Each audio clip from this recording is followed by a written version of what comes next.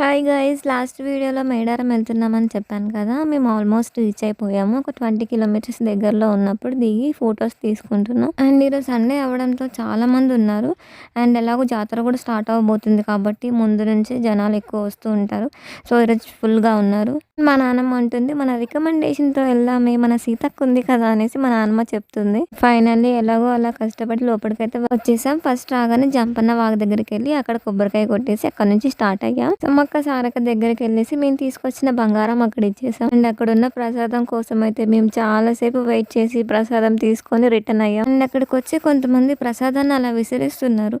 అది ఎవరికైనా తగులుతుందేమో అనేసి చాలా భయం వేసింది. లోపడున్న కొంతమంది అన్న వాళ్ళైతే మేము చాలాసేపు వెయిట్ చేసాం అనేసి మా కోసం ప్రసాదం ఇచ్చేసి వెళ్ళారు. అండ్ ఇక్కడికి వచ్చామంటే అమ్మవారికి మొక్కుకుంటారు కదా, సో ఆ మొక్కులు ఇక్కడ తీర్చుకుంటున్నారు. నాకు తెలిసి చిన్నప్పటి నుంచి ఎవ్రీ టైం జాతర జరిగిన ప్రతిసారి వెళ్లే వాళ్ళము, ఎప్పుడు మిస్ అయ్యే వాళ్ళమే కాదు. ఇయరైతే పక్కా వెళ్ళాలని ఫిక్స్ అయిపోయా నేను. దర్శనం అంతా అయిపోయాక మా వాళ్ళు వచ్చి వంట పని స్టార్ట్ చేస్తారు. ఆల్రెడీ లాస్ట్ వీడియోలో చూసారు కదా, మా మామనే మొత్తం కుక్ చేస్తారు.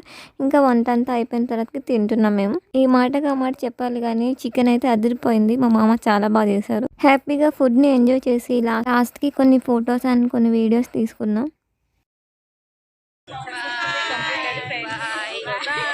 బాయ్, ఇంకా అయిపోయింది. వీడియోకి ఏం చేస్తున్నాం?